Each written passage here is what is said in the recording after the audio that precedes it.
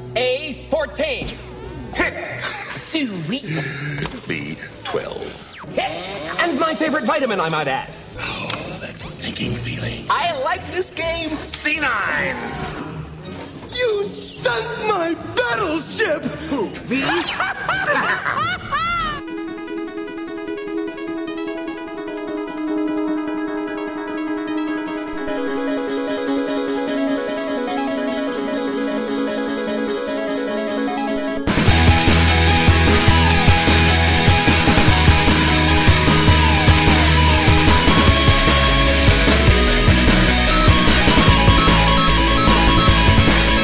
It doesn't matter because podcast is now.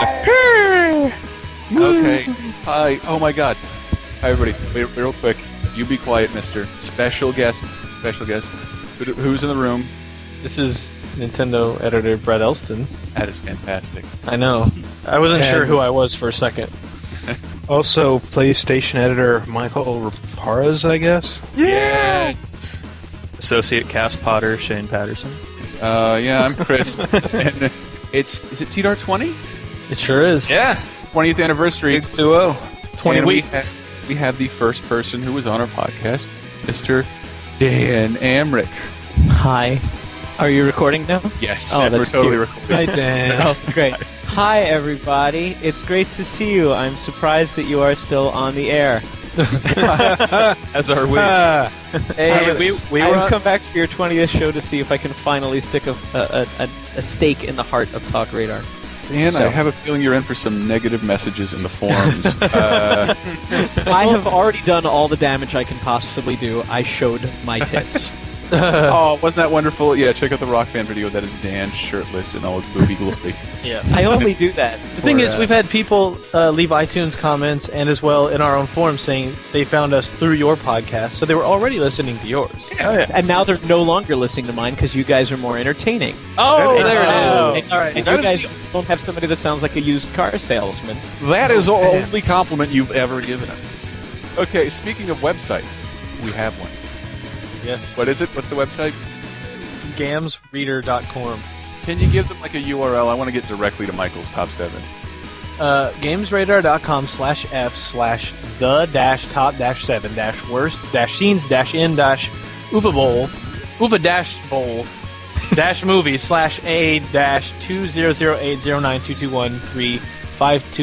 gamesradar.com/f/the-top-7-worst-scenes-in-uva-dash-bowl-dash-movie/a-200800922135213501079. Got all that, kids? Thank you, Brett. This You guys have heard of Tiny URL, right? Like you That can is go- smaller than they used to be. and readable before they would get I believe that's what they called sexy URLs. sexy URL. Yes. I actually don't like it because all those URLs you know what you're going to before you click now. Someone Yeah. sends me a link. I know exactly what this is going to be. I'm not going. I'm not going to see Tub Girl against Shane. So we had a top 7 worst scenes in Uva Bowl movies. Michael. Yes, we did. I'll give a little preparation. UA Bowl movies. Bear witness to the greatest story ever told. Right. All right. So, yeah, top 7 worst scenes in Uva Bowl movies. I think I'm like the only person on staff who's seen more than one movie by this guy. So, yeah, I just want to No. clarify. No. Oh, Shane, you've seen? Yeah, I've seen more than I've one seen- movie. 3 or 4. Seen House of the Dead, Alone in the Dark, parts of Seed, Postal. Postal, House of the Dead, part of Alone in the Dark. I've seen Postal, House of the Dead, Blood Rain, and I think that's all. Dan Amrich, chime in. I've seen none of them. I have self-respect. Ha! and I win. You do. You totally win. I mean, I used to take a lot of shit for just liking Blood Rain as much as I did, so I was tempted to the go. game. The game, yeah. No, I actually like the game. I'm that guy. And I never, ever managed to... My wife actually watched Blood Rain, and I don't know why. I think it was because she was just impossibly bored. And she got halfway through the sequel, and she had to turn it off. So you guys are all braver than me, because I cannot bring myself to watch an Uwe Boll movie But at I don't all. know, because I love bad movies, but they're a weird kind of bad that I think they're unwatchable. There's never going to be a cult audience. They're special to no one. And Yeah. Michael before this article was written, he'd seen he tortures himself with repeated viewings of this awful, awful shit.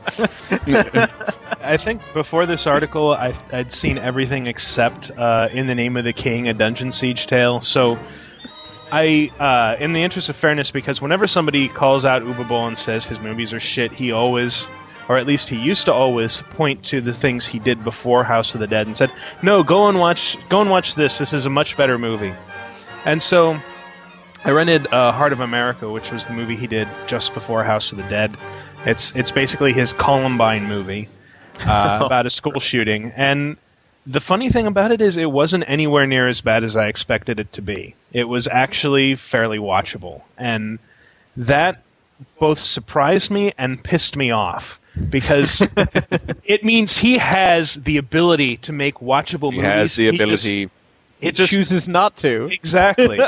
It means he hasn't, for all of his whining and badgering critics, he has not actually given a shit about the last 6 movies he's made. Is this through like a production company of his? Like this is all kind of his baby, his efforts. How do you mean? Like he buys up the rights himself, and he receives most of the funds back. Like this isn't partially funded by. Clearly, there's no studio giving him full backing. He's kind of putting up the money, and it's going into a company that he owns. I believe so. Yeah. Yeah. Boll Productions. I did not make the connection. Okay, sorry. What's the 7th on the list? The 7th on the list is a lovely worst actor competition between Ray Liotta, who's normally quite good, and Matthew Lillard, who's normally quite dull. I had no idea that was Matthew Lillard in the pictures until I watched the video. I thought that was some Arab guy with a big sword.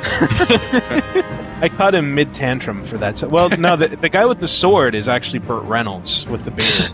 That made me, because I just started the article, and your description, which wasn't supposed to be funny, made me laugh because it ended in, and then he's made king by Burt Reynolds. That's exactly what happens. All I can think of about Matthew Lillard is I was stabbed in Scream. Like me and Skeet Ulrich stabbed each other to death in a kitchen. And he went with Freddie Prinze Jr. on Many a Romp Through Love. Oh, those scamps. See, now when you guys cover like bad video game movies, then I can hang. But Wing not, Commander. Yeah, exactly. Specifically the Uwe Boll things I can't do. But yeah, Matthew Lillard to me, unfortunately, I liked him in Scream. I thought he was good, and then now he's Maniac and Wing Commander, and I give up. And that guy, he's 13 Ghosts. Hackers. At best, At best, he was Last Generation's Dennis Hopper. At worst, he's Gary Busey.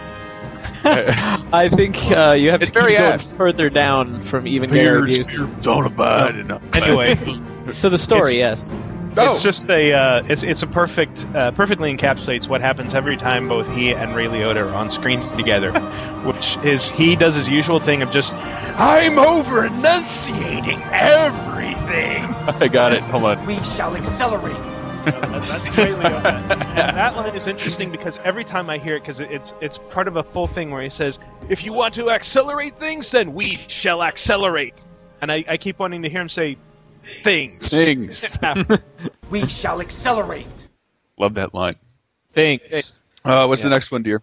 The next one is Cop kills an old lady in Postal. My God. Yeah. Which is basically, we watched this all in the office together a few weeks ago, and it was difficult to get through. And then this is one of the first scenes where you're like, it's just a cop for no reason. Like, there's no reason why he would actually do this. It's like shocking just to be shocking. I looked at it. He's at a red light.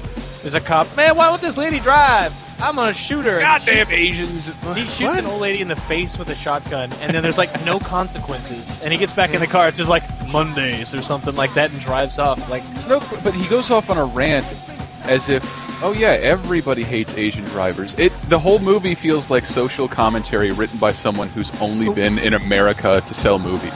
Wasn't his response that she called him the N-word when he got back in the car? Yeah. He never called it the N-word. It was just I don't know. I think she called me the N-word. That's what black people hate that being called the N-word? Okay. Yeah, it's funny. Write down. So I think your description of it after we watched the movie was, it was like aliens that saw Earth from afar and says, "What is this humor?" And just controversy. How make? And then just doesn't understand how to actually make something controversial. What if black men shoot Asian? Aha! 2 tribes go to war. Do you have any Great hilarity within. Do you have any clips from that ready? Or No, I wanted to get one from the commentary just because. Oh, this came from when. Oh, that's Nico Bellic. I'll stop that.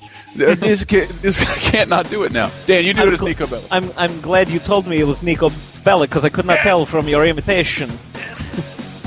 Your country. And now we're into Yakov Smirnov. I love the way you did that. It still makes me laugh. My country, Uwe bowls me.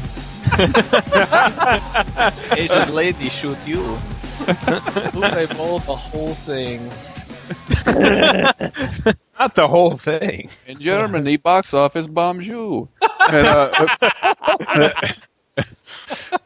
Number 5. Number 5. Top 7 worst scenes in Uwe Boll movies. And if you haven't watched them, look at the article. Yeah, we have clips of all of these scenes that are the worst. And I'm sad Chris isn't playing any of these clips. Technically, I had a lot of technical problems in getting these clips. And also, I really think you should know about Uwe. You should know about Uwe's films without having to watch them. And Michael's done the best he can by showing you why exactly it's bad. Please don't watch it. I really don't want this guy to make money. Just look at the article. Like this one, this number 5 bloodletting montage has this great picture. The dispassionate. Like, there's a guy swinging a sword, stabbing a corpse. He has no expression on his face at all. No, literally none. Complete lack. Really bored, just waiting to collect his paycheck. He's got a face like he's mopping a floor that's not that dirty. Well, he is killing a guy that's pretty dead, so... Completely exposed rib cage. Yeah. Keep going. Arms off, blood everywhere, but he's kind of lolling his head from side to side, so let's keep whacking on him. Man, it's thorough. When he died. So what's the actual thing? The bloodletting? Yeah, the actual thing is this bit that comes at the very end of the movie, and since I've only seen the director's cut, I have a strong suspicion that this is just... look at you! No, the unrated director's cut. I assume that this is something that maybe wasn't in the theatrical release, that he just kind of said, let's just throw all of our unused footage into one montage at the very end, and we'll call it unrated.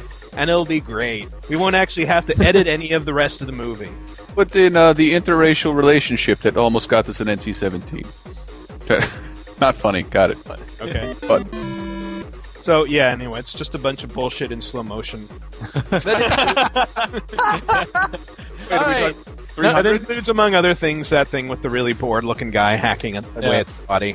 So then number 4 is Blood Rain 2 Deliverance, which is ding, ding, ding, ding, ding, ding, ding. just Nobody gets raped in the ass in that movie. Oh, God, I can't say that, can I?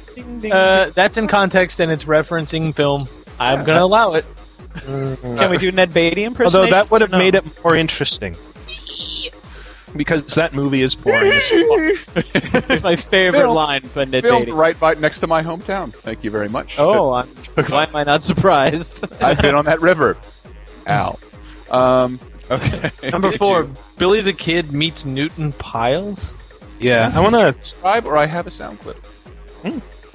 Yeah, you could play the sound clip. Oh, that's the thing. I hate the acting so much in this scene because you were like, you need to decide, and you made Shane and I watch like 10 horrific clips. Which is worse? Like my eyes are already bleeding. And I know. We decided on this one. Yeah, and okay, here it is. It's true. Membership and don't. No, No. No. Edit that. Excuse me, sir. My name is Newton Piles. I'm with the Chicago Chronicle. I'm writing stories about. Okay, I love his jokes, but you have to hear what he says next. I'm writing stories about the West. He's been dispatched to write stories about the West, the Hemisphere, We need a correspondent out there, somewhere between Oklahoma and California. Write something. I don't know what. They were just trying to rip off Unforgiven. This just in. There's a snake in my boots. I'm here to write stories about Vancouver. And it stars Scott Farkas from A Christmas Story. It does. It's not kid. It's not yet over, but you already heard that part. So the movie is what Blood Rain in the Old West, apparently. Yeah. I'll just finish That's it. basically what it is. Tell me, Mr. No. Files. Is telling stories your reason to live? What's the line? Then bear witness to the greatest story ever told. Charlton Heston. Please make note of the accent. I used it just for this movie. I just wanted to say when I saw this for the first time, it was shortly after seeing Blood Rain, and I was just amazed at like the lack of budget in this fucking movie. Like they couldn't even afford lights apparently for half of it because it's also just dark and relentlessly muddy and icky and. Like I read an interview where even Bull himself admits it's like it was kind of a disaster. It was just came up with this very grumpy, muddy winter western, and yeah, it looks sub-Deadwood. It is for most of it. Well, Number 3, Tara Reid, scientician. Oh my god, Oh, scientician. So Tara Reid, what does she do other than stand around and hold up coat racks or whatever?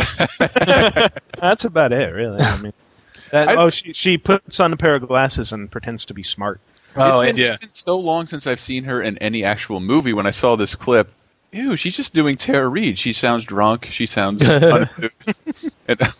Just to intro that we have, it's fantastic. Her first line and then her last line, which we'll get to it. And this is for Alone in the Dark, by the way. Yes, Alone in the Dark.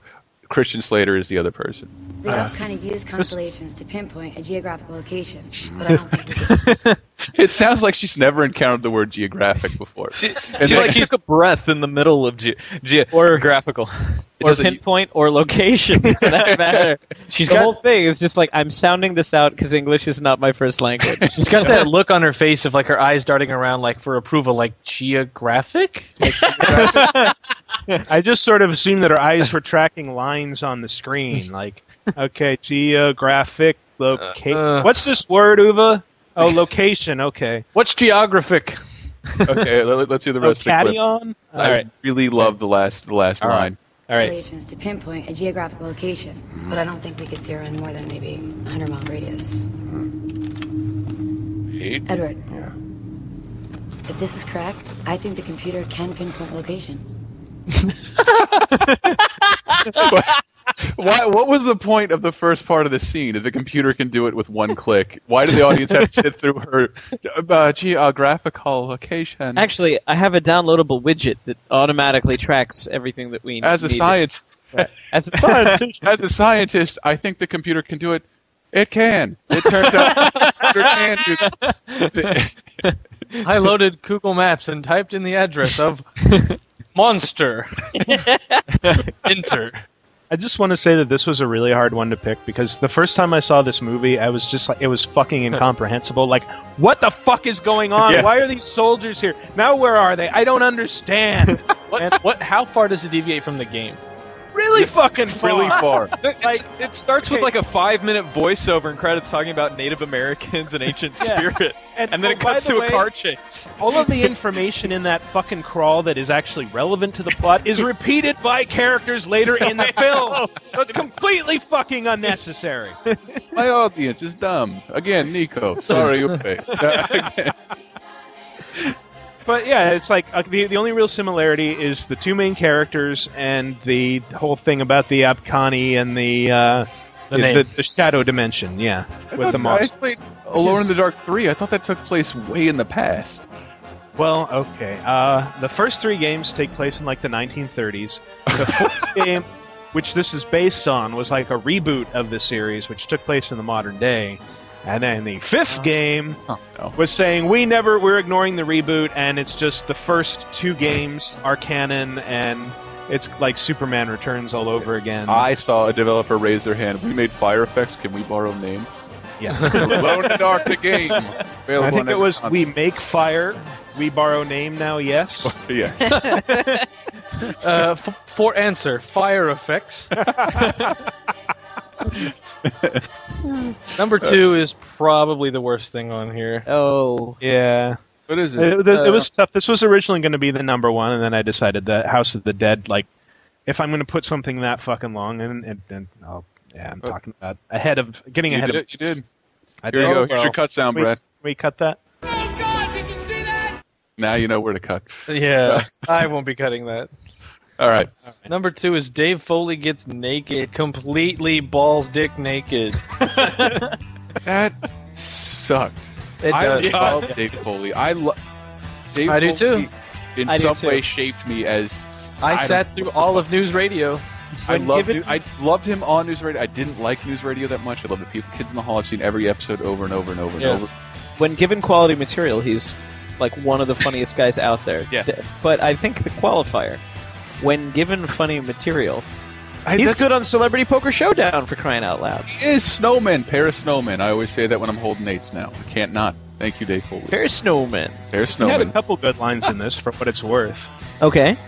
Like, Vern Troyer saying, "I'm going to kick your ass," and he says, "Yeah, you and what ladder?" That was seriously. You Okay, prepared me that's for pretty it. good. It was funny. That was it. That was. And the children being shot mercilessly. That is Really such fun. a divisive thing. I loved it. I I thought loved that it. was the funniest part of the movie. I Yeah. thought that was one of the only funny parts of the Yeah. movie. I didn't think it was funny later on where he just suddenly hits a baby carriage in his van for no reason.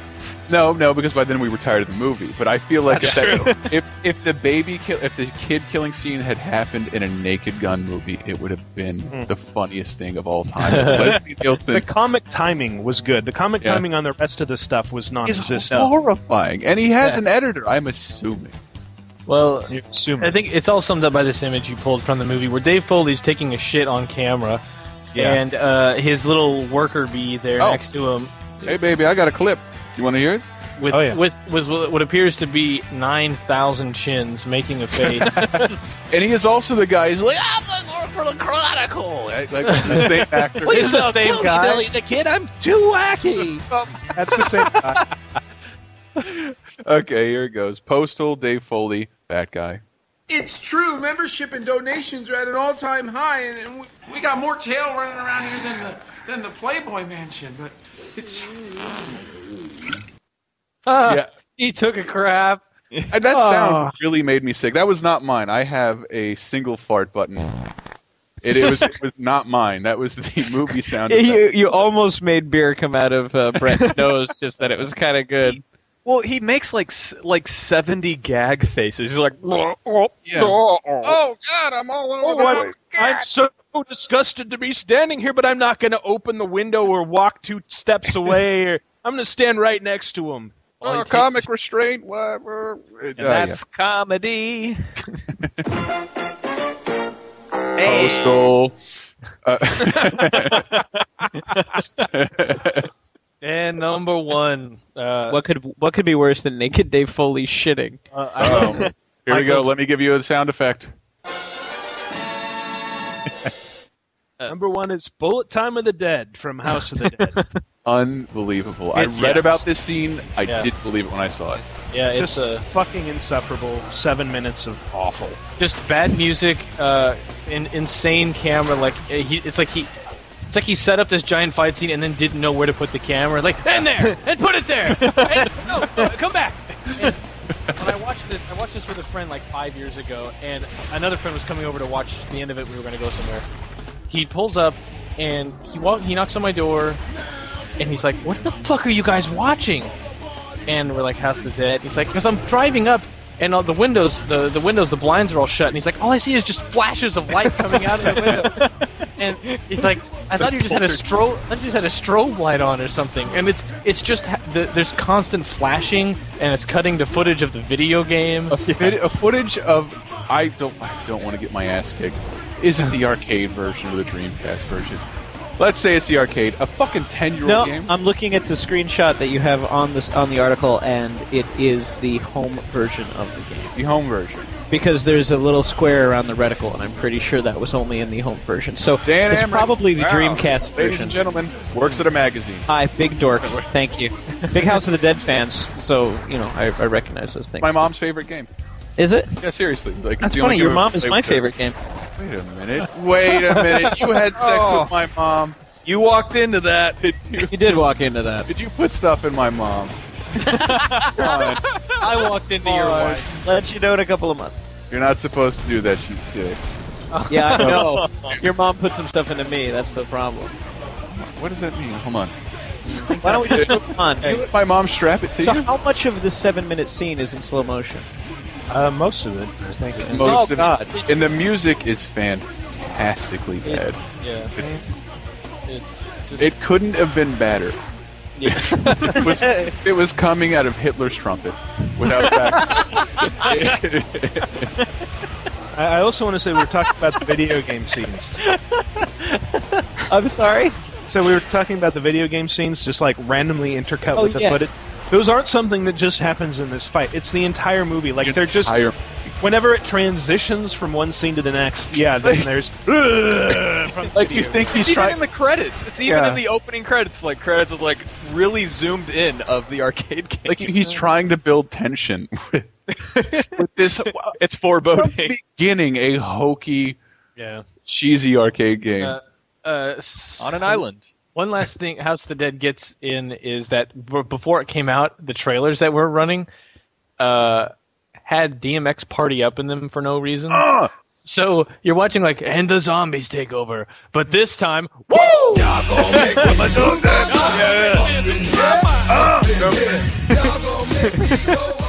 Okay, we're gonna head into break. When we get back, oh my God, what I've wanted to do on the podcast for so long, the cheesiest game songs. You're gonna play a little bit of everything. Bunch of news, new releases. I'm sure Elson has a question or two. I have a question for you all, Ooh, listeners, listeners and us. and us. But yeah, next is Take it out, S. Go. Next is Cheesy's video game songs. Not him, Mike Slim, so watch what you do, or you will find yourself buried next to someone else. And we all thought you loved yourself, but that couldn't have been the issue. Or maybe they just saying that now because they miss you. In this high-tech crime prevention facility, one man has been recruited to play a simulated game. The objective, to hunt down the ultimate virtual reality killer. It's me, Mario. There's only one problem. The computer changed the program. Maybe I'm going to rock and roll. Now, he's in the real world. He doesn't enjoy the game unless he's playing against his favorite opponent, and that's me. From the director of Lawnmower Man, He's recreating mass murders. Let's play. Denzel Washington. Virtuosity. Game over. Let's make a pizza pie together. You go get some spaghetti. I'm going to get some pasta. We're going to put the pasta in the pizza and the pizza in the pasta. Then I'm going to chase you with the pasta. And then we're going to make a linguine. And you're going to chase me with the linguine. I'm going to chase you back with the linguine. And then we're going to go to the kitchen sink and we're going to...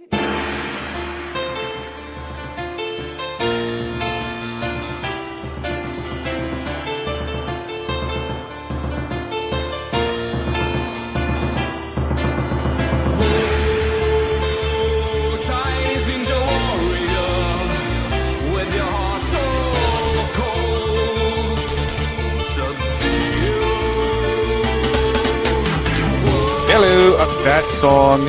Somehow you had gone through life having never heard that song. I have never heard that song, and I know it's Lords of Acid. It's the Immortals is the actual. I know, the but Immortals.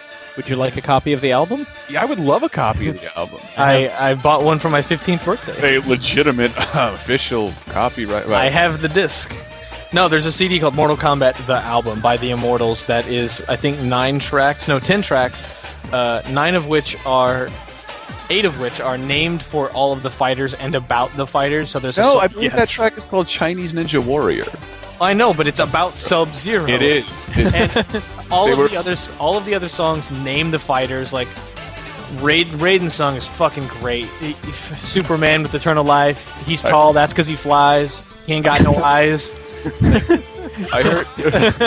We all know he's not afraid because Raiden cannot die. Because Raiden cannot die. He's the electric warrior. Okay. I don't Let's get remember. into Kano Fighter, song. stranger in disguise, eternal Life. There we go.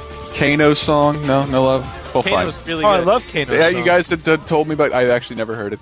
Oh, but it's great. Anyway, if there's ever been a perfect time, Elson just put up an article. What's the headline? cheesiest video game songs ever. I've been wanting to do this for like years. I've been wanting to do this on the podcast forever. So we're gonna try to play these and talk over them. But I basically want to hear go to Elson's article if you want to hear the entire thing. But we're just gonna play like little snippets of them because I think they're fucking hysterical. Like they're really bad. And I was reading the comments on the article. This one's really great by Dr. Professor, which is a great fucking name already.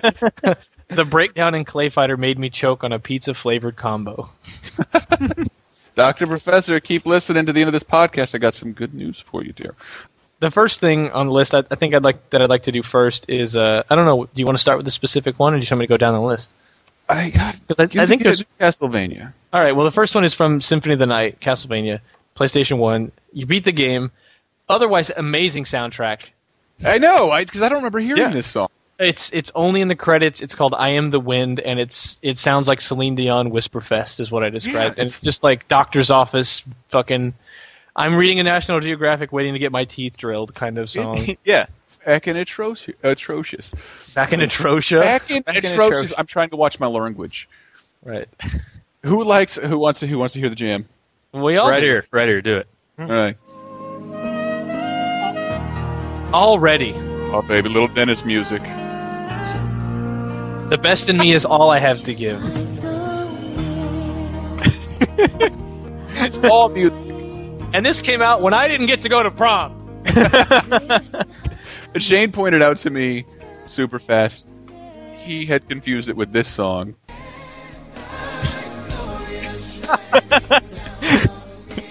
But Michael just looked disgusted over Mariah Carey. Boys, two men. All right, well... It's just confusing because there's like 5. Yeah. And one guy who just talks really deep and apologizes. There's 4 now, and they perform at like county fairs. They do? Yeah. They're boys turning into men. Always in that process. How come there was that one guy was clearly all he did was apologize at like the third half of the song. I'm sorry. Baby, I'm sorry. If we could just go back in time. Not this time. Listen to these words. I'll treat you better. This one was your fault. What else you got on Cheesiest? Yes. So that one's like really fucking bad. The next one I actually love because it's what inspired me to do the whole article is from the Amazing Spider-Man. It's a song called Swing Time, and when you think of Spider-Man, you don't think like shredding guitar, but apparently the Sega CD version, which I played to death, had Eric Martin of Mr. Big, who I'm sure Dan is intimately familiar with. Mr. Big. Yes, Eric Martin, lead singer of Mr. Big with Paul Gilbert and Billy Sheehan. Yes.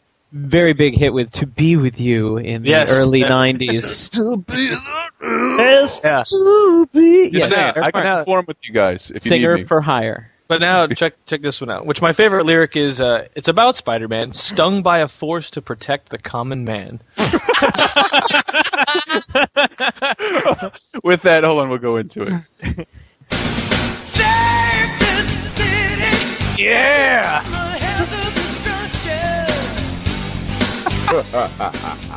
That's the Kingpin laughing. It sounds like he's being backed up by a 32X. And it's not properly tuned. Hanging tough just enough. Eric Martin is a fine example of somebody with a lot of talent, but not a lot of taste. I mean, it's like, oh yeah, he can do it, but again, it comes down to the material. Spinal Tap, same kind of thing. Oh, it's not that they were a lousy band; it's that they were a good band that had no taste, and that's what I'm hearing on Eric Martin's vocal there. Can you skip to the end with the shredding guitar? Yeah, let me try. All right. All right.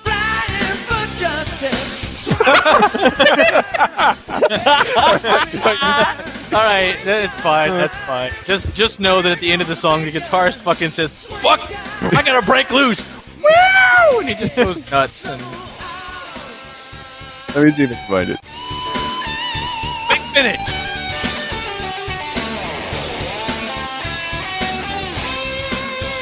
Yeah. All right. Like you got to All throw right, up. and that is Spider-Man. The next one is another one that I can't fucking help but love. That's not it. That's the same song. Yeah. F-Zero GX, which some people love that soundtrack, like me, and others like Christian Nutt from Gama Sutra calls it noise. It's a very eclectic mix of like techno, hard rock, like folk music, indie, like it's just huge, like 80 tracks or some shit. It's a lot. I remember I had to do an article on an F-Zero character, Jodie Summers, and the most information we could infer about her was from the soundtrack. Yeah. She's beautiful, racing for the father. Yeah, and each of the like 40-something drivers in F-Zero GX all have their own theme song. And Captain Falcon's is the best / worst / best again, because the lyrics, which I said in the article, but it really does. The lyrics are somewhere in between inspirational power ballad and creepy stalker, because it's just like, when I think of him, I see no fear. Let's do it after we hear the song. All right.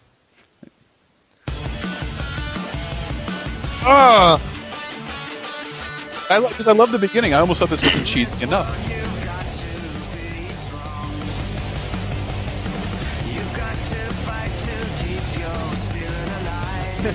Best! You From got the to milk be council. the best! It's just like, go and be the best you ever can, and I'll be behind you in the corner, but not really. I'm gonna help. I'll be over here. And then I'll be photographing you while you're asleep from across the street. All right, here we go. Here's the actual.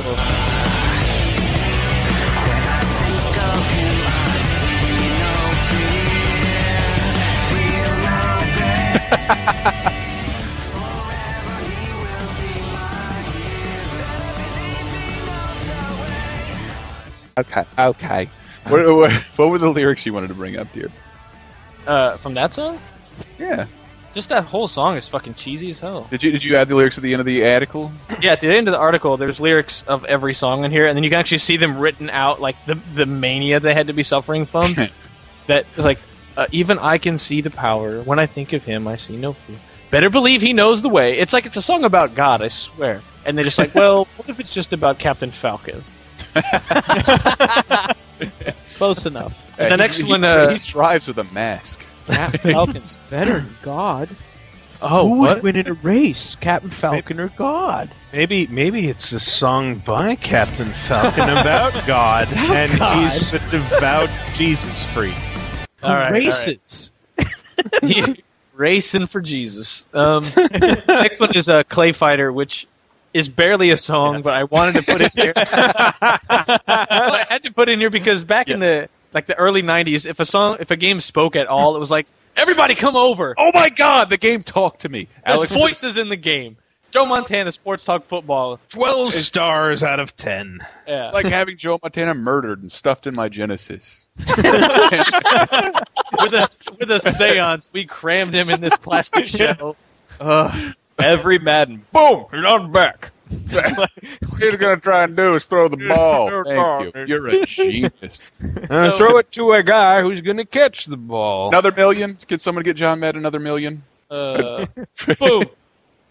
I describe what your eyes see. That's my The song job. about Clay Fighter is just them screaming Clay Fighter and hit 'em, smack 'em, they don't care, pretty much. I know, because I remember this had a lot of... I was very excited. The song even starts off with a lot of the sound effects throughout the game. Yeah. Sorry. Yeah, they're apologizing. Oh. You dare. It's like a jingle for a bad toy commercial. That's the thing. The song sounds like 80 musicians fighting to go on at once. That may be just our copy. Oh yeah! Somebody's going nuts with their guitar. Wait, I want to get to the girls' vocal breakdown. Here we go. Yeah. Next. Dan said he had a story about Clay Fighter. I have a fantastic story that is going to tie a lot of different things together, and it's the kind of stupid crap that only I would bother to know. But I love it. Okay, so that was by Interplay, right? Yes, it was. A lot of the music for the Interplay games for a good 10 years was by a guy named Ronald Valdez. Okay. And he is infamous for one song that didn't make your thing, which was from Virtual Pool. You've probably never heard it, but it's a pool game, so he wrote some songs about billiards, and one was called Black Ball. And the whole thing is just an ode to the 8-ball. And it's just horrible. But here's the interesting part. Clay Fighter 63 1/3, right? Right. The N64 version of the game was actually, the music there was done by a handful of guys who were known for doing stop-motion animation and stuff. They were doing the audio for Bump in the Night. Remember Bump in the Night, the old ABC cartoon? Nobody remembers this shit? This was a little green, like, claymation dude, and he showed up and he was green. He was green. Way to go. Yeah. Okay, point is, the company that did the sounds and everything for Clay Fighter 63 1/3 was Wave Group. And Wave Group, no, but there's still no. You've almost go on. I figured somebody would go, "Oh, really?" at that point. And Wave Group. Oh, that made it worthwhile. Wave Group eventually was hired to create all the music for Guitar Hero. Oh, really? And Guitar Hero 2, and all of the songs in Rock Band that were covers, and all the so Wave Group was instrumental. Get out. But it all started with crappy Clay Fighter songs. Yeah, and they steered clear to Guitar Hero 3. That was really smart of them. They actually did some stuff for Guitar Hero 3. That was my dumb story, which was very anticlimactic because nobody was with me until they said Guitar Hero. Right. I have a small Clay Fighter, which is much smaller than that. Is when that came out, we used to just crank it because it was like, listen, it sounds so neat. There's voices in this game. And I was spending the night at a friend's house, and it was one of those houses where if something was too loud, the sound would carry through the air vents, and like they would hear it somewhere else in the house. And if you put your ear up to the vent, his dad comes in the room and is like, "What the hell is that? I'm trying to watch the news, and all of a sudden I hear Clay Fighter, Clay Fighter." He starts yelling it at us and like threatening us with our own game. Did you crank it up and blow him out of the room or something like that? What? Did it hold up a copy of the box when he asked? Dad, it's Clay Fighter. All right, enough about fucking Clay Fighter.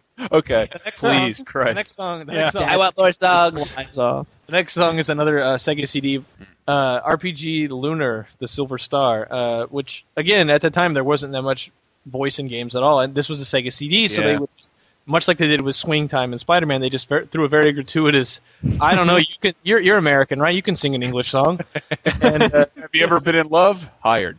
And the song, like, it's so goofy, it's so earnestly wants to be important.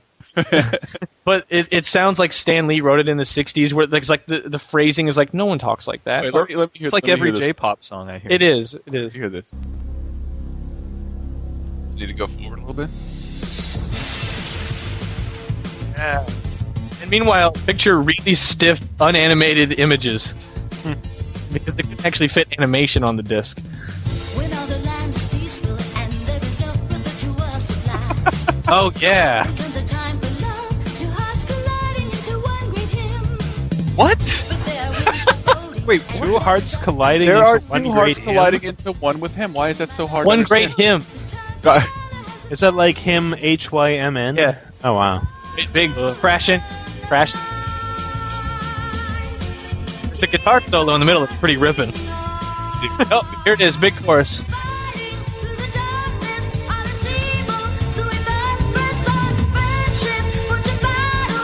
Yeah. Want to play a really slow RPG? Take a breath, darling. Go. All right. Oh, you're getting into the best part. All right, here we go. What was that?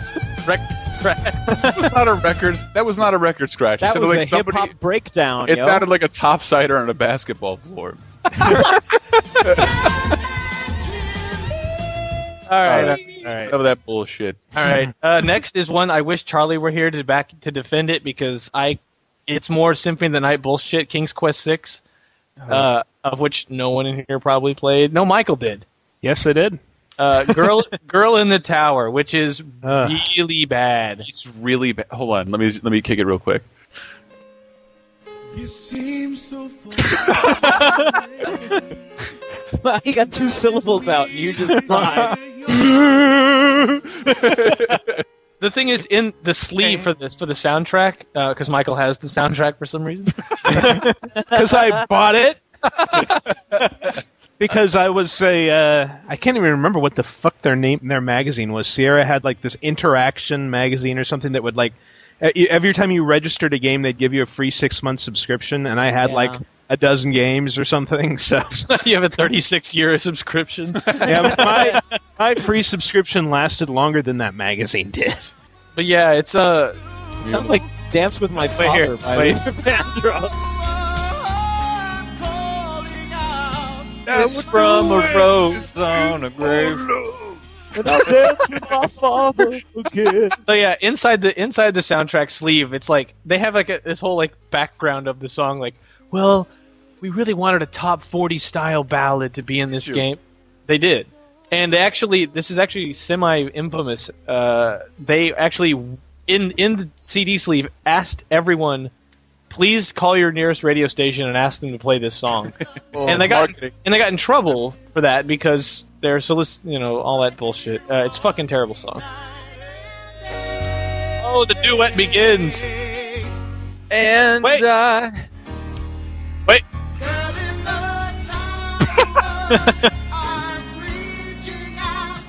All right. Speaking of duets. All right. I just want to say they were like so fucking proud of that song too.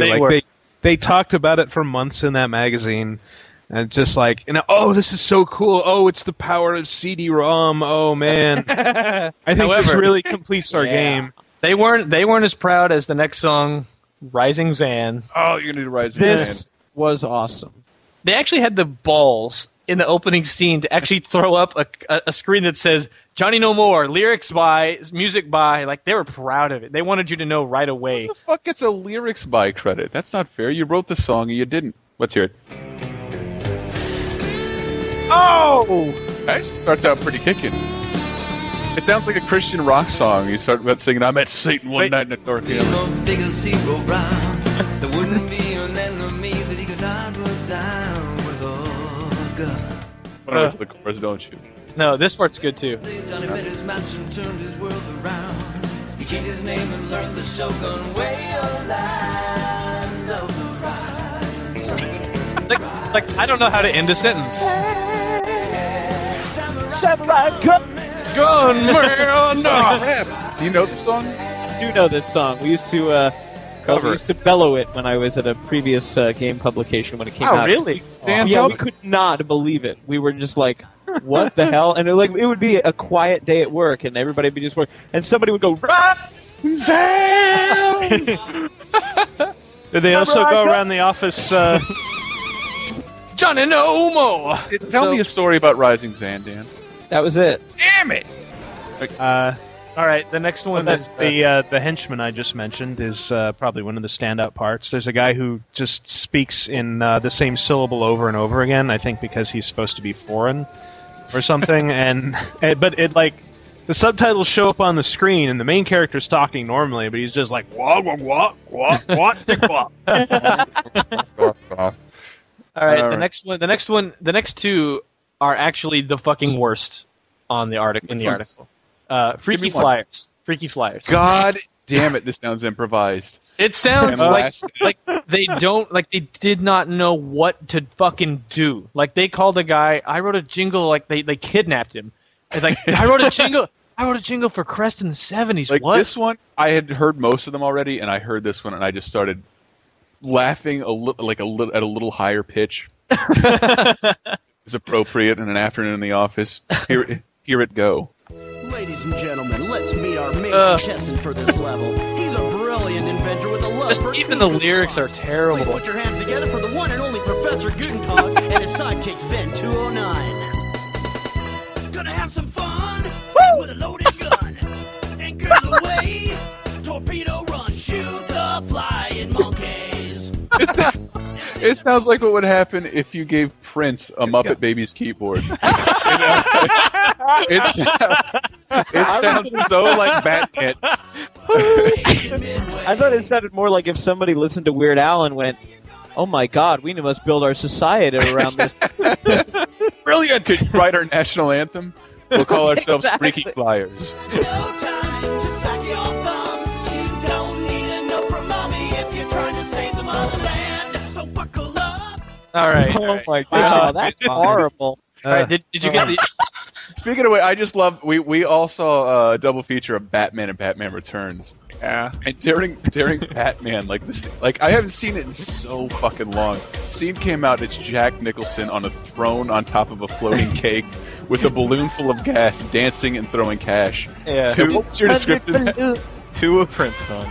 Yeah, there are 3 Prince songs in that And movie. Brett was like, he said, I paused for a second, and had to realize that just happened.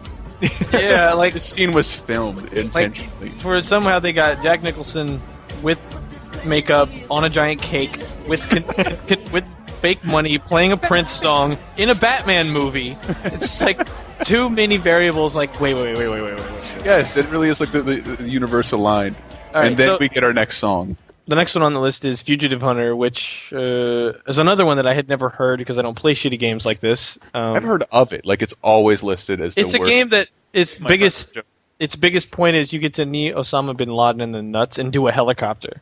I was watching the trailers for it. The guy actually like jumping knees Osama bin Laden into a passing helicopter, and that's the game. Hold on, let me hear it. You know what I love about that is that they paid him to use his likeness. Yeah. What's he gonna do? He'd have to show up in court. I have wondered that. Like, do Hitler's family get money every time he appears in a game? I hope Did Hitler have those family? were his troops. Yeah, I love. What did they change their name to? Well, Hitler wasn't even his real name. It was Schicklgruber. Okay, I'm playing Fugitive History Hunter now. lesson! I'm playing Fugitive Hunter now. Quick, before I learn something. Stop teaching people things on TalkRadar. Never!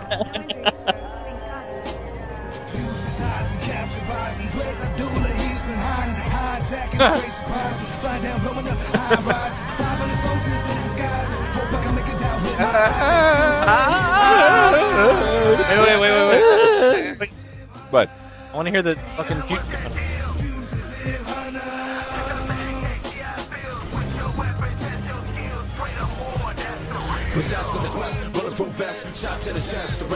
bulletproof vest.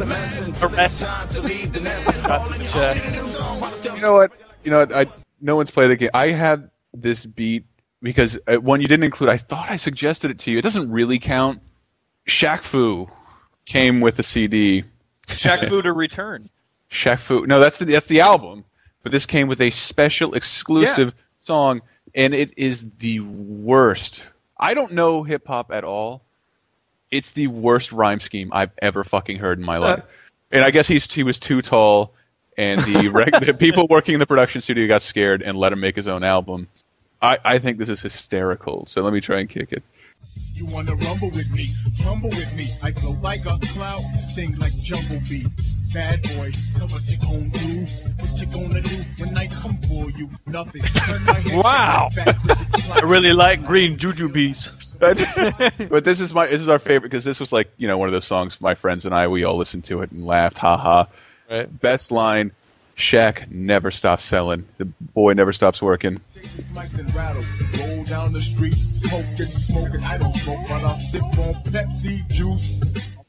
The boy gotta get a plug in there. Pepsi juice. Gross. He kept his sponsors happy. That sounds so disgusting. Yeah. Pepsi juice. I don't know. We'll all be drinking in the future anyway. What comes out when you squeeze a Pepsi? A freshly picked Pepsi. Pepsi nectar. I just milked my Pepsi. So the next one is Gears of War: The Coal Train, which I cannot believe I did not hear this. Yeah, it's the ending credits to. You have to beat Gears of War. You see a theme. You get an achievement for listening to that. it. You see the theme here? I don't sit through end credits. I go and get a sandwich. Or I'm a smoker. I have a cigarette. It's always the perfect time. It's 5 minutes. You can't smoke and listen to an end credit sequence? Not indoors next to my baby sister. Oh, all right. On weekdays. Here you go. It's basically just clips from the game. There's no lyrics. Backbeat. Yeah. Which wait a minute.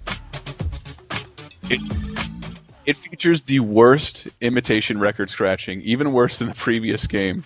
Let me see if I can find it. Bring it on, sucker. This my kind of shit.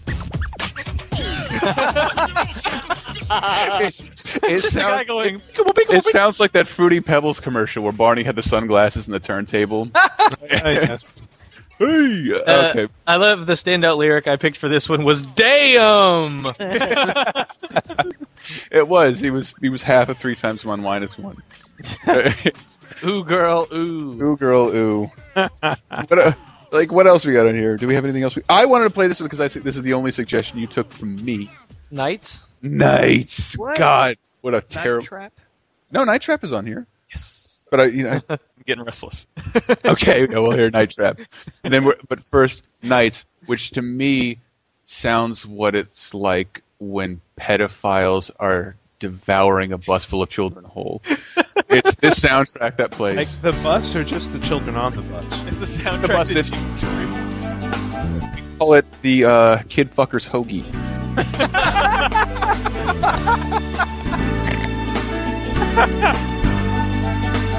This is what they would play to lure them into the bus. In a dream, I can see you're not far away. Oh God! Anytime, any place. I just see like this would have been in Short Circuit 3. This is like a pedophile posing as a Nickelodeon cartoon. That's This song is 1995. I think it was bad at the time. Yeah, it was. It sounds like the kind of thing that like somebody would come to your school and perform to teach you about diversity. You know, like we're all the same and everybody have respect. Recycling's Come good. on, let's bring out some puppets and teach the kids how to live their Don't lives. fuck boys with AIDS. I believe nobody called me on my. I made a Backstreet Boys joke in there, implying That's because we didn't get it. it's very clear to get. Too long to read. It's a paragraph.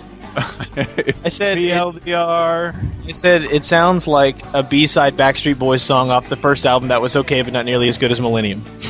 If we, not a joke. It sounds like it's from your blog. But that's the thing. It's like after that, it's like if we ever listen to Backstreet Boys. Yeah. Excuse me, Millennium. That's Will Smith. All right. And finally, we have Night Trap. Yeah, that's my favorite song. Which I only included because I would be remiss in my duties if I did not include it. And without further ado, here is Night Trap. Party!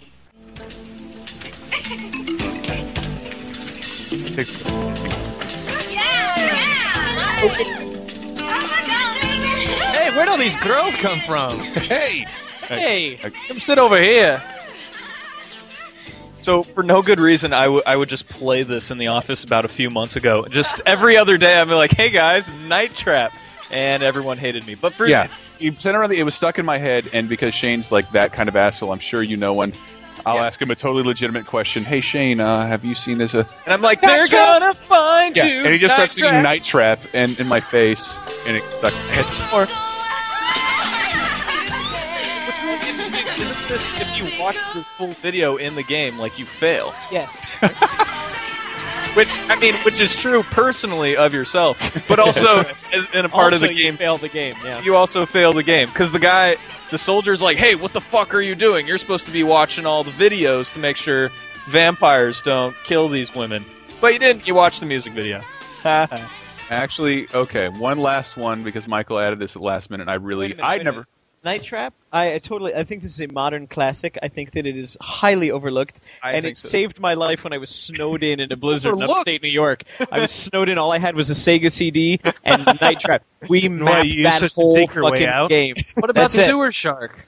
No, we did not have Sewer Shark. We only had Night Trap. I don't think that game ends. And you Columns. can only play columns for like 2 hours straight, and then you devolve into a subhuman and you resort to cannibalism. So I'm with you on Night Trap. We're like, I don't care if I lose. This is entertaining. That's all I've got.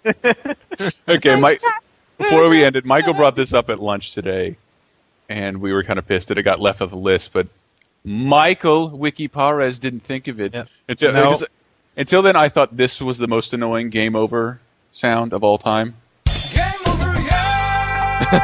That's the best. Or Metal Gear Solid, but this one, you want to give a little back? Total Distortion.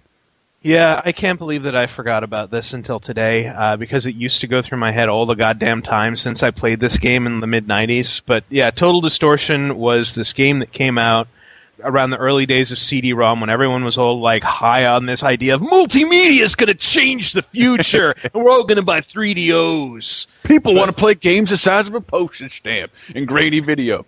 Exactly. So, yeah, this was a game basically built around postage stamp-sized grainy video where you go around and you explore a 3D rock dimension and you fight guitar warriors and you collect video clips to put to music and create your own videos. This is the game over music. Mm-hmm. Yeah. It's 2.5 minutes long. We Sorry, I'm not going to play the whole thing, but I am going to torture you guys a little bit, so listen up, T-Dards. You are dead, dead, dead. You are dead, dead. Thought you were hot. Guess what? You're not. You are dead. Brought your whole adventure to a screeching halt. You are dead, dead, dead. Your heart has stopped and your brain is cold. Six Flags Haunted House music. Now your body is They might be giants do this? Jesus Christ. Wait a minute, that's not cool. Dan, They do shit like this, though. I love them, but I mean, they do. Oh, dude. You made my entire week with that, Michael. Thank you. All right. Could be a service. All right. We're going to go to break. I still got a lot of stuff to bring up. We'll go right into it, I swear to God. No, just you can go. leave. You can leave and go to the next segment. Okay, I'm we're gonna go to the next quiet. segment, and we're gonna talk about some news and lists and stuff and sound effects and and fuck.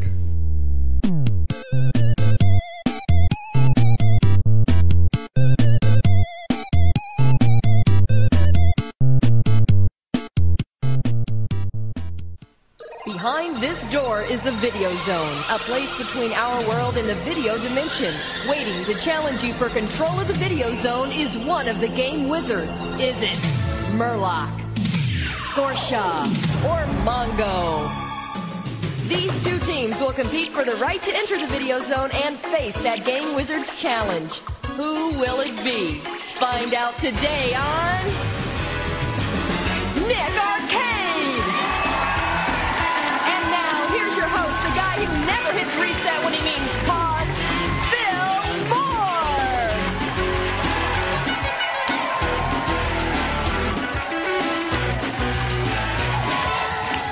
Hey, thank you, Andrew, and welcome to Nickelodeon Arcade, where your video savvy and video game skills are put to the ultimate test. I'm here today with Corey of the yellow team and Christy of the red team. We're about to play today's face-off game, Battle of the Bands.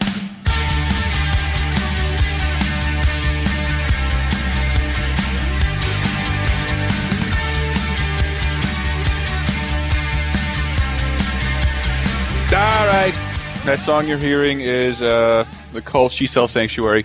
My favorite, one of my favorite songs is finally on Rock Band. Happy about it. Dan has to run the hell out of the studio real fast, but fucking there is maintenance on Xbox Live the 29th. Xbox Live will be dead for 24 hours. Yeah. Basically, Major Nelson let everybody know, because that's his job, that they're going to take the whole system down for a day. You won't be able to play on Xbox Live. And when it comes back, absolutely nothing will be changed. Not a damn thing It will be is visible. preparation for a relaunch. Yeah, for the new Xbox experience, a.k.a. the total overhaul of the dashboard. They are cleaning the floor the space shuttle shoots fire on. Yeah, basically, that's it. This is so it will not brick your console when they try to shove it to you. Don't go getting excited for avatars and Netflix. Oh, God, I want the Netflix. Yeah. Oh, man, I cannot wait to get more avatars. And I'll mention this quick because Dan's got to leave. The SNL writers appeared on the Emmys as Mies. Yeah. Fuck. Oh, did they? I didn't know that. Who cares about... Oh, wow, that's fucking timely. That's relevant. Anyway, back to Xbox Live. Holy shit, I haven't had Xbox Live in a month. Why? I don't actually know. I thought it because my credit card got canceled. I got some issues outside of work. That'll do it. I got a prepaid card. I went to sign in again. Won't let me do it. I was going to record the phone call and play it on TalkRadar so we can see how Microsoft... I was on the phone for an hour and a half with Microsoft. And basically, I was trying to update my profile information, and Xbox would not let me get to that screen. And have you guys dealt with customer service? And I hate pulling the No, I work at a game site. Do not send. Don't. Shut up. No. That is not what I'm asking you. I know what I'm doing. Please don't. Is the console turned on? Did you try unplugging it? Yes. 60 and not a PS3. I know. Yeah. Do you have fresh batteries in the controller? I actually did that though with Sony when my PS3 exploded. I actually called Sony themselves, the contacts we have, and I'm like, fix this, because I just spent 30 minutes on that fucking line, and they're all idiots. And the person was like, okay, send it to us, we'll fix it. And I was like, finally! That connection actually worked. It was just nice to see that I could actually call it, because Sony's customer service to fix your PS3 is awful. The Xbox, it's so streamlined because they send so many back. I've sent mine back, as we know, 4 times. Yes. But it's very quick. You know exactly what to do, and I haven't had to mess with live like you did, so I don't know. One more thing we can lord over our readers. Well, we're going to send you... It seems your credit card was... Like, my credit card wasn't canceled, it was stolen. We're going to send you like, no! Don't send me to billing. It's not a billing issue. I can't change my avatar. I can't change my bio. Can you borrow a feeling, my motto? I can't change because Xbox will not allow me to get to that screen. But you're paying for it with a credit card, so it must be a billing error. Yes. No, don't send, please. And of course they sent me to billing, and it took another 20 minutes. And then I finally get to somebody, apparently, and I feel like an ass, you can update your information on live. So I went and did that. And lo and behold, it updated my Xbox to the last time it recognized it on live, losing every achievement I've gotten over the last month, including the one that brought me over Charlie Barrett for the #1 person in the Game Radar room. There's no record of nothing, and I felt like it. That's when I got really. That sounds mad. like it's Charlie's fault. He sounds like a prime suspect. He's got connections. Yeah, I said this. All of us Xbox people have connections. Am I going to get my achievement? I'm yelling about my fucking deadliest catch achievements. My 2 human achievements. Sir, they'll be here in 24 hours. I don't believe you! Ma'am, you turned over 500 achievements into, and I couldn't think of a word, into bereavements! And realized I'd been on the phone too long. And shut it down. Well, Dan, if you got to go... I got to go. Thank you for teaching the phrase kid fucker's hoagie, but... I figured I would be out of here like an hour ago, and I told my wife, like, yeah, no problem, I'll be home. You want to hear, not the GR way. This would be so fast. Well, as you guys know, every week we have been playing a new Wii music trailer. They're releasing trailers, one instrument at a time until we hit all 60. The week before, we had Dog. Well, it comes out in 3 weeks, so... And guess what we had last week, Dan? You had Dogs last week? Dogs is an instrument on Wii Music. Last week, there you go. You want to hear the instrument? Sure. That is the cheerleader instrument, available only on Wii Music. Screaming what? Pretty. Color, go, win, go, cheer, pretty. This week. That's Old MacDonald. Is this week's children crying? Dude, you're going to have to guess it. Here we go. It's very short. Oh no! Is it a cough? Yeah. It's sneezing. What is the new Wii Fit instrument? Sickness, disease, sounds like T-virus, plague. No, wrong. AIDS. Everybody incorrect. Sounds like bubonic super AIDS. Hold on. Here we go. You're gonna hear a little bit of. Sounds like Ebola thrashing around. Let's see if anybody can get this. Death throes. Ferris Bueller. That is Screams correct. Dying. Vomiting? What the fuck? That's right. Dan, what did you say? Ferris Bueller. Ferris Bueller's Day Off. They did the same joke. I asked for a car. It is Ferris Bueller's Sound Machine. This is great. Wii Fit, available in October.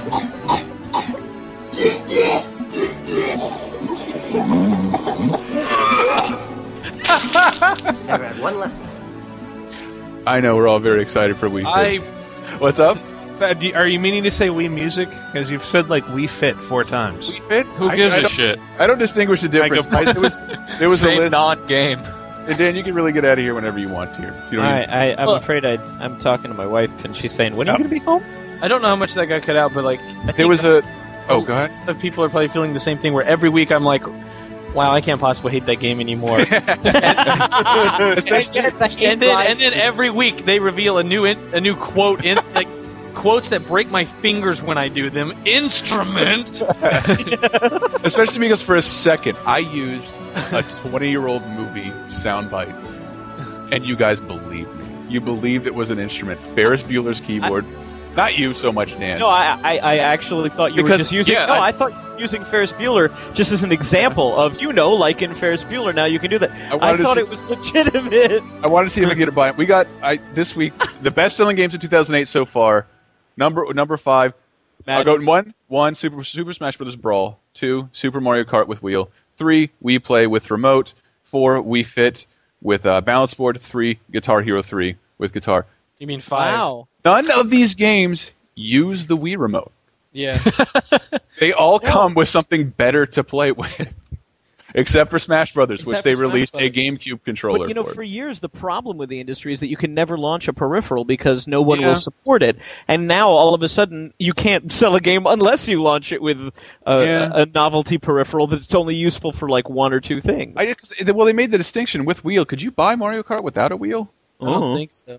My body came with the wheel. My hands. I can do this. And thank you, Michael. You're welcome. Dan, what's the best The wheel game? was really just a sleeve for the remote. Yeah, exactly. What's the the best-selling game for the 360 2008?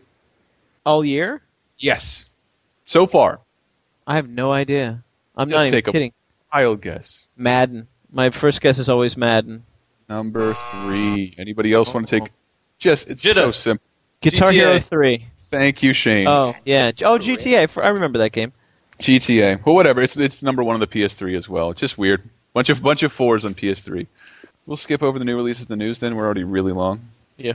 The only new release that I thought was worth was Mega Man 9 this week. I don't really know what else came out this week. I'll just go through real quick. Duke Nukem, Line Rider 2, Wario Land, Shake It, The Blob, Pure, Brothers in Arms, Lego Batman. Peace. I hope The Blob is good. I hope The Blob is good because it's one of those games that I'm like, okay, new property on Wii. Somebody tried. Yes. I hope it's good. I haven't played it yet. And it looks like they took their time with it because it was supposed to be released a long time ago. So I hope it works out. That is not the right sound effect. Hey, Fred. But go ahead, Elson. Get to your question, dear. What you got? All right, since I'm sure we're long and I've got to edit this son of a bitch, since you're leaving to go see what? Midnight Crub, Spider-Man, World at War, and Call of Hero World Quantum Tour. of Call of Duty. Yeah. Well, the past 2 weeks we've asked a question of everyone in the room and then wanted people in the forums to answer in a thread. It's a very simple question, much less intensive than the others. What was the first game that you stayed up all night playing? The first game that you saw the sun come up. I hope ours aren't the same. Mine was Link to the Past. Oh! Me and a friend, for some reason it didn't happen before that. I don't know Wait why. a minute, qualifier as a multiplayer slumber party situation? The first game that you were up all night, I don't care what the situation was. Okay. Could have been hanging out with your best friend. I don't give a shit. Me? By myself. I also had a slumber party, but I couldn't get away from it. Road Rash on the Sega Genesis. Wow. Because I didn't have a Sega Genesis. And then, other than that, Mario Kart, we lost. Yeah. It was the first game I literally, the sun came up. We were all like, holy shit, this battle mode is amazing. Yeah. New Year's, I think New Year's Eve 92, all I did was play Mario Kart battle mode with friends. And then it was like, oh shit, it was New Year's. We forgot to do anything. I should old acquaintance. We forgot. But yeah, Link to the Past, we thought, we're going to beat it. We got all 3 pendants and go fight this wizard. And then, oh shit, there's a whole dark world. And then we got to keep playing. And then it was 7 a.m. and I guess we should go to bed, huh? Daniel? I'm older than all of you guys. I know, and this is going to reveal it. Yeah, for me it was Wolfenstein 3D. That's not that bad. On the PC. That's the same time period, though, as Link to the Past. Yeah, it was. I was, oh my god, I had finally gotten, I was home from college and I was playing that shit on my crappy little, 286-12 or whatever I had at the time. Yeah, boy. 8088 in the house. 200 megabytes of memory. Well, that's my favorite Star Wars droid. And yeah, I was just I was gonna kill Hitler that night, whether the sun came up or not. That was it. Hitler's gonna die. And sure enough, I looked outside, and I'm like, oh, fuck, I have to go to work. I was like working in a record store and shit like that. It was like, oh no, I have to be nice to people for the next 8 hours and tell them that song is by Anita Baker, not Tina Turner, and like, no. I had to get up and go to 5th grade. Fuck you. My dad actually nicknamed Return to Castle Wolfenstein. He I said, start the car. I'm going to be late for PE. well, my dad's bedroom was below mine, so like the speakers would just rumble through. He's like, Baron von Slamming Doors, we're going to bed. And for years, that game was known as Baron von Slamming Doors in my household. Can you finish the sentence? Dost thou wish to No. leave with such hasty abandon? Every time you'd exit out of Wolfenstein, it would pop up that exit menu. Dost thou wish to leave with such hasty abandon? I never quit the game. Transition button. I sat down, I played it all the way through, and then You only played it once, ever? Button in effect. all the way through once. All right. No, I don't remember that. Michael. This may be wrong, but the first one I remember staying up all night to play was... I will fact check. You will fact check? Well, that's good. Soul Blazer on the Super NES. Oh, Excuse I know. me. Excuse me, Super NES. Yes, please. Yeah, you're welcome. What? Walking on eggshells around him, isn't it? That was like a borderline ActRaiser sequel because Oh, yeah. And it was kind of, sort of, like, they never, like, came right out and said it. But... and it's like had half the sound effects were all from ActRaiser, and it was a good game. Okay, I love that. I gotta go, Shane. I'm gonna give you a lovely little sound because I haven't used this in a while. Shane, Yeah, mine was Aladdin on the Sega Genesis. Holy Wow. shit, that was a great seriously? game. It was. It was way better than the SNES. It was The one I had. Yeah. Actually, I don't know that. I think yeah. it may have had... the SNES may have better gameplay, but the Genesis one looked just like the cartoon. Yeah, Genesis so you had a sword, which was a big deal when you were 12. You didn't have a sword in it? You threw apples. That's right. In the Genesis one? One jump No, in the ahead of the something. Yeah. Had great music. Does anyone have a contemporary example, like the most recent game you stayed up all night? Because me and Charlie, we played Crackdown for like 13 hours or some shit. And we're like, whoa, we started at 11, like we started at like 8 and we quit at 8. Probably GTA, but some of that was like intentional during Microsoft's all-nighter. Thank you. All right. Yeah. I have not done it in a long time. I've been too busy, and I really would like to. I would like to just say, fuck it, I'm doing WoW all night. I'm get 10 levels before sleep or something like that. That would be great. How does that play over live? Live? WoW? Plays like shit over live. I told you I'm platform agnostic. I sit on the toilet with my DS like every other person. Don't say that because you work for what magazine? Official Xbox magazine. And what's coming out? Newsstands everywhere. What's coming out in that magazine?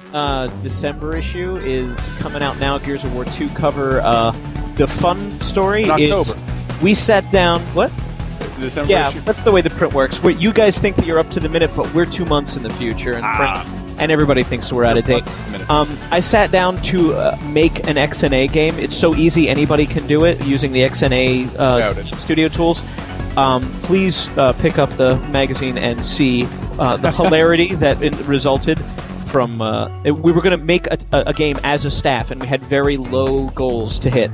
And That's right. It's Dan Amrich's Stiffy McHardcock's adventure. Yes!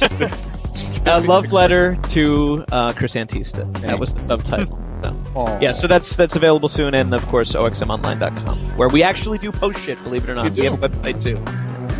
How do you like that? All right, what's everybody doing next week? I'll be out of town. I said it already. Chocolate. I am comparing in-game cutscenes from old movies to their counterparts in the actual film. That's awesome. You're going to see that next week. I'm working on something on Resistance 2's co-op, which will hopefully have been up for a while by the time this goes live. So, I don't know. I'm just picturing me editing. I'm picturing me editing this, and it's like 3:30 Friday, and I'm waiting for you to get back off the plane at 9 o'clock. Like, I fucked up. I don't know. I hit delete, and my entire computer disappeared. My phone starts ringing, and hello. And that's the most recent game Brett stayed up all night doing. It was the podcast. I think next week, I just wrote so much fucking Mega Man shit in the past week, I really can't think of what I'm doing beyond this week. So I'm going to take a free pass this time, and I don't know. We have to have a features meeting and plan October. That's what I got to do. I won't be here. Whoop, whoop, whoop. Anyway, yeah, we'll see you next week. We'll hopefully have a lot of more crap to talk about. Is there anything we know we want to talk about next week? Yeah, the top 7, which Charlie is working on, and Charlie will be in here. Charlie Barrett. Fuck him. I'm going to beat his achievement score again. I really did it the first time. All of my 2 human progress is gone. Yeah, that's too bad. When you guys were yelling at me for playing around on my iPod, I was looking up your Xbox stats. You've lost everything for this month. Yeah. It's like Castle Crashers 901, and then whatever your Rock Band 2 922. Yeah, what I started playing last night. Wow. Jesus. Don't look at me. I'm just the Xbox. I am editor. looking at you. You're culpable. Thanks, Microsoft. I would hope that next week, if it's going to be the 21st show, you guys are going to do it completely shit-faced. Like, come in drunk. Start drunk. Last podcast, I don't know if just poison your liver. I don't know if the listeners picked up on it, but I was absolutely shit-faced. I don't want there to be any doubt on the next show. I think you need to just be like... fucked up. I got Greetings home from the bottom of the toilet. I got home and fell down trying to turn on my laptop. I'm gonna edit this motherfucker. Excuse me, once I get my pants off, I'm gonna get my edit on. Crash. Cough, cigarettes. Yeah. All right, but in Elston 17, I feel like you were also blissfully shit-faced. It was a one-man show. I know, Jesus Christ. I wasn't on, but I was listening to that while I was jogging. I was like, wow, is Brett okay? And check out Podcast 9 when Michael Raparez was so shit-faced he challenged the Queen of England to a fight. And, yes, I Podcast did that. 9, I can't recommend it enough. Rub your dukes, you old hag. I was so drunk I apparently don't remember it. All right, let's go. Give us just a parting word or phrase. Drop it like it's hot. That was Shane, but that'll do. Dicks. Thanks for the invite. Change the state. That's my decision. Peace.